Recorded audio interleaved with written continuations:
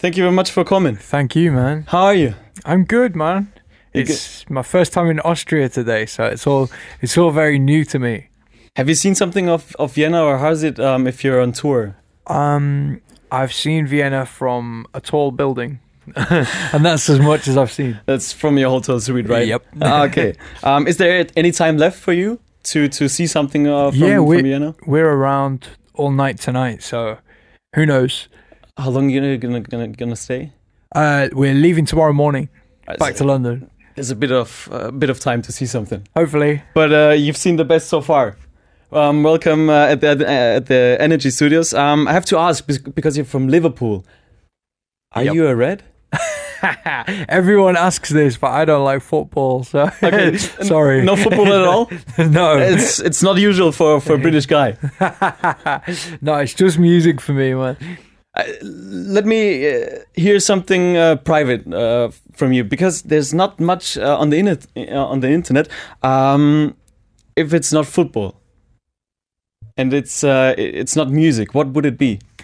Like, what would I do for fun if it wasn't football or music? Is that what you mean? Yeah, but what would it be except for music? Except for music? Yeah. Oh, I used to like drawing when I was in school. Drawing? Yeah, like art. Yeah. That's about it, really. I go to gym as well. I can kind of see that. Yeah, I'm sorry, I don't. Come on, bro. I got 2 coats on, though. I heard you speak a little bit German. No, you can't lie. I just saw it on your Instagram profile. No, they told me how to pronounce words, and then I copied it. That's what happened. Let us just hear a little bit of your German, right? Just wait for that. You took. Danke an alle meine Freunde, das ist großartig. Ich kann es nicht glauben, danke. So, how come you speak German? That was good, right? Yeah, that was fantastic. There was a Google Translate, and you just learned German in like 10 seconds. Yeah, exactly that. And you forget everything after 1 second. Yeah, pretty much. I always remember it's nicht glauben, but I don't know what it means. Yeah, just remember, I'm listening to energy hit music only, and that in German, right?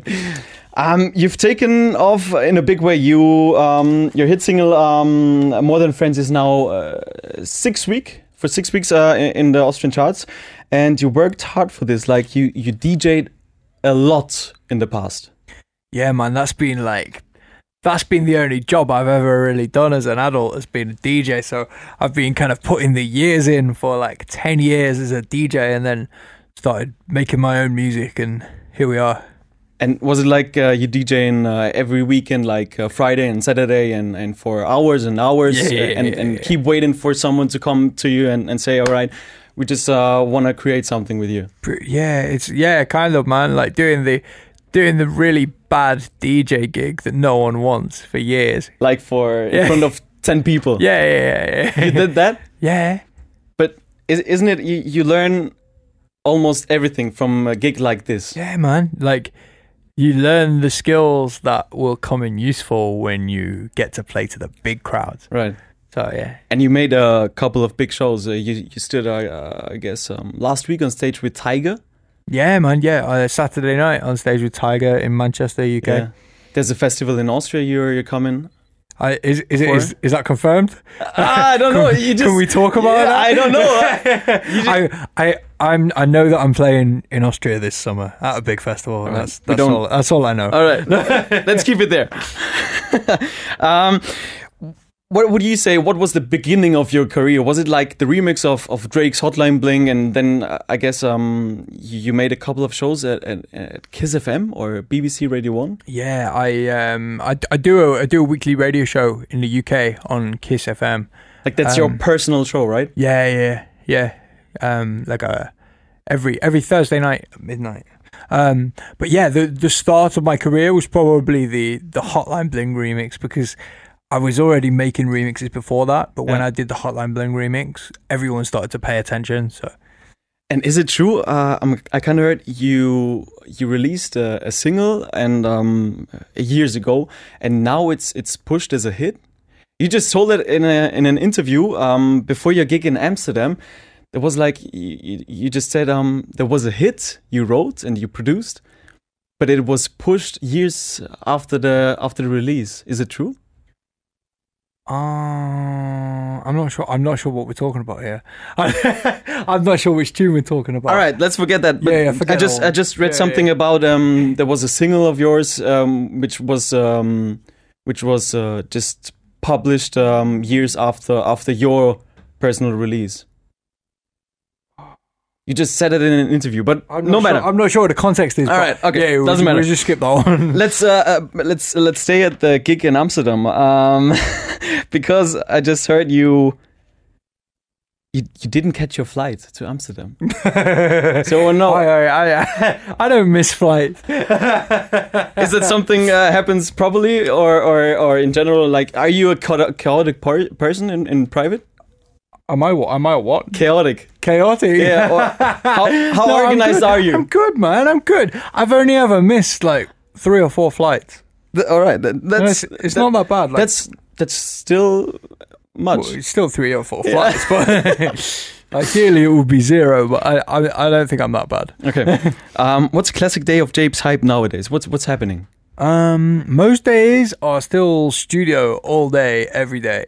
But then there's days like today where it's go to a different country and speak to people because they like the music, which is so cool. And then DJing at the weekend. Yeah, every day is kind of different, really. I just try and get in the studio as much as I can. Right. And the Austrian people love your song because now for 6 weeks in the Austrian charts, and gonna be some more. Do you feel like some pressure for your next single or? I know that I've got good music that's nearly ready. So because with More Than Friends, you're now here. Oh top. Yeah. No, I fully agree with what you're saying. Like before More Than Friends was successful, the pressure was here, but now the pressure is here because More Than Friends went, whoa. So yeah, obviously the pressure is higher, but it just like I've done it once, so I can do it again. That's the right model. What about the story with the fan who was so excited to see you? I think you know what's coming up. But it actually was a friend of yours. It wasn't you. Yeah. This happened at my show on Saturday night.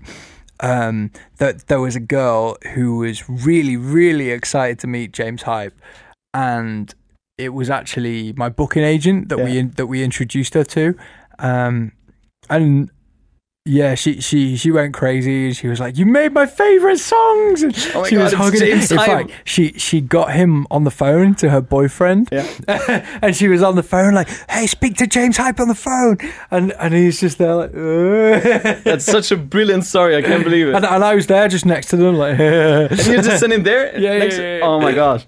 All right. So for all the young DJs in Vienna or in general in Austria, who wants your career? Any advice? Okay. You need to define exactly who you are. Like, if you are... Like, every single person is unique in some way. So, and that's the only thing that you've got that makes you different to the next person. So, there's no point trying to be your favorite person. You should be completely you. And then all the work that you put in is going to go down that path of becoming exactly who you're going to be. Because for years I was putting in loads of work, but I didn't have the direction correct. So I was putting in work and it wasn't really going anywhere. But as soon as I found the direction and stuck to it, then it all came together. So I think the important thing is to, like, if you play a certain genre, you need to define exactly what it is that you play, and then you need to be really consistent with putting in the work, like you're doing a mix a week or making a remix every week, and keep doing it until people pay attention, and then it gets exciting. Right. Well said. Thank you for your advice, and thank you for being here. Just enjoy your show tonight. Thank you, man, and thank you for the support on the record.